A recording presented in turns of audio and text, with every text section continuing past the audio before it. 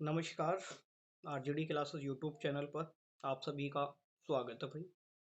3 मार्च को संगठन का एग्जाम हो चुका है। उम्मीद करूंगा आप सभी का एग्जाम बहुत ही अच्छा हुआ होगा। जिन लोगों ने शिद्दत से मेहनत की है, हर मिनट का यूटिलाइज किया है, उनका पेपर निश्चित रूप से अच्छा ही हुआ होगा। और अब बारी आती है हमारे रिजल्ट्स की कि रिजल्ट्स कब होंगे। बाकी का इससे पहले अभी हमें ये डाउट रहता है कि हम जो नेक्स्ट एग्जाम्स की तैयारी करें या ना करें, क्योंकि हमारा सेफ स्कोर इसमें क्या रहा क्या नहीं रहा। तो आप सभी ने चेक भी कर लिया होगा मेरे ख्याल से, अपने अपने नंबर्स चेक कर लिए होंगे कि कितने किसके बन रहे हैं। और बाकी का मैं बात करता हूँ, मेरे पास कमेंट्स में ही मिल रहे थे आप लोगों की तरफ से जो नंबर दिया गया था मेरे द्वारा डिस्क्रिप्शन में, उस पर मैसेज भी आए थे कि सर बताइए कमेंट कि थोड़ा सा एनालिसिस करके बताइए कि कितनी कट ऑफ रह सकती है। और जो मैं अभी कट ऑफ शेयर करने वाला हूँ आप लोगों को, ये मेरा सेल्फ एनालिसिस है और कुछ लोगों से मेरी, जो लोग एग्जाम हॉल में बैठे हुए हैं उनसे एनालिसिस करके ही चीज़ें मैं आपके साथ शेयर करने वाला हूँ। तो चीज़ों को थोड़ा सा ध्यानपूर्वक सुनें और समझें। और जो स्कोर की बात करें, देखिए पहले पेपर के एग्जाम की लेवल की बात करें तो एग्जाम का लेवल इतना हाई बिल्कुल नहीं रहा। और इजी टू मॉडरेट आप बोल सकते हैं कि मॉडरेट, कुछ इजी लेवल के क्वेश्चन थे, कुछ मॉडरेट लेवल के, लेकिन बिल्कुल हाई वाले लेवल के कुछ क्वेश्चन तो होते हैं। आपको पता है 5-10 क्वेश्चन तो होते ही हैं जो कि अच्छे लेवल के ही पूछे जाते हैं। ये आपको भी पता है, मुझे भी पता है। ठीक है। बाकी का सिलेक्शन के लिए हमें वो क्वेश्चन की ज़रूरत नहीं है, वो क्वेश्चन हमें छोड़ने होते हैं, तो उन पर ज़्यादा दिमाग पर जोर लेने की कोई ज़रूरत नहीं है। अब बात करते हैं भाई मेन चीज़ की कि सर कट ऑफ कितना रह सकता है, एक्सपेक्टेड कट ऑफ कितना रह सकता है 2023 में जो भर्ती है 2024 की बात करें अब। तो मैं मेरे अकॉर्डिंग बात करूं, जो जनरल कैंडिडेट हैं बिल्कुल सेफ स्कोर में आप 70 के प्लस माइनस करोगे 1-2, तो मेरे ख्याल से 70 आपके बन रहे हैं। तो आप बिल्कुल मेरे अकॉर्डिंग सेफ स्कोर में है, क्योंकि पता है जो पेपर आप लोगों को इजी लगता है, ज़्यादातर लोग मुंह से कुछ भी बोल देते हैं कि सर इतना इजी था, ये था। कुछ लोग का बहुत सारी कम हाई हाई बता रहे हैं बहुत ज़्यादा, कुछ लोग बहुत कम भी कट ऑफ बता रहे हैं। ये मेरे अकॉर्डिंग ये नहीं होगा, क्योंकि ना जो एग्जाम में बैठता है ना उसे ही पता होता है कि एग्जाम का लेवल का प्रेशर क्या होता है। और जो इजी वाले क्वेश्चन है मुझसे गलत होते हैं, आपसे भी होते हैं। 5 से 7 क्वेश्चन हर पढ़ने वाले अच्छे स्टूडेंट से गलत होते हैं। तो आप 70 तक मेरे अकॉर्डिंग, जो जनरल कैंडिडेट हैं उनका 70 बन रहा है, तो कोई दिक्कत वाली बात नहीं है, बिल्कुल भी सेफ स्कोर में है, टेंशन ना लें बिल्कुल भाई। ठीक है। बाकी की हम बात करें ओबीसी कैंडिडेट की। ओबीसी कैंडिडेट अगर 68 से लेकर 78 तक वेरी हो रहा है आप लोगों का नंबर प्लस माइनस 1-2 कर सकते हैं आप लोग भाई। ठीक है। इतना बन रहा है तो मेरे ख्याल से आप बिल्कुल सेफ स्कोर में, कोई दिक्कत परेशानी वाली बात बिल्कुल भी नहीं है।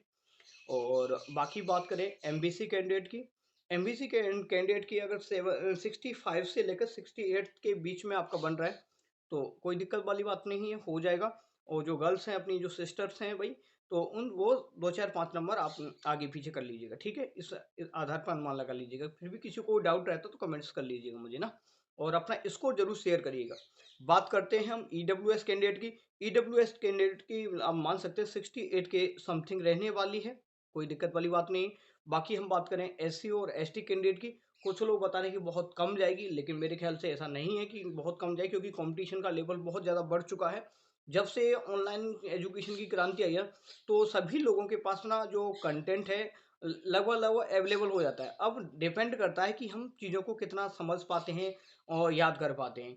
ठीक है। पहले क्या होता था कि कंटेंट हम लोगों के पास कम होता था, जो अच्छे संस्थान में जाते थे उन्हें अच्छा कंटेंट मिलता था, तो ऑब्वियस बात वो अच्छा स्कोर करते थे। अब ऐसा कि सभी के पास ऑलमोस्ट अच्छा कंटेंट मिल जाता है। अब डिपेंड करता है कि हम लोग उसको कितना समझ पाते हैं, याद कितना कर पाते हैं, और ये चीज़ें। और सबसे ज़्यादा इम्पोर्टेंट है कि आप एग्जाम हॉल में हमारा माइंडसेट कैसा रहता है और अटेम्प्ट हम कैसे कर रहे हैं, तो वो सबसे ज़्यादा इम्पोर्टेंट है। तो गलतियाँ सबसे होती हैं। बाकी का हाँ ये बताएं आगे।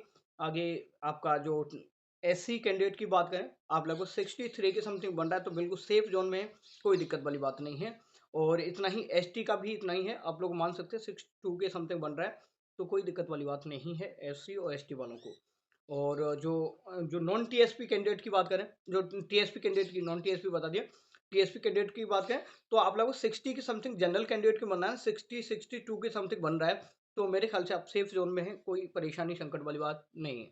ठीक है। और आप उस हिसाब से और कम बढ़ती कर लीजिएगा। ठीक है। तो यही था, थोड़ा सा छोटा सा वीडियो। और बाकी का देखिए मैं क्लासेस वगैरह करवाता हूँ आपको, तो देखते रहें, जुड़े रहें भाई चीज़ों को, और अपना स्कोर ज़रूर कमेंट करके मुझे शेयर करें, तो जिससे और भी अच्छे तरीके से मैं एनालिसिस कर पाऊँगा कि क्या रिजल्ट्स रह सकते हैं और किस तरीके से चीज़ें हो सकती हैं। बाकी का जितना आपकी तरफ से मुझे ये शेयर किया जाएगा अपना आपका स्कोर, तो उससे थोड़ा-सा और आसान हो पाता है कि हम एनालिसिस कर पाएँ। ठीक है?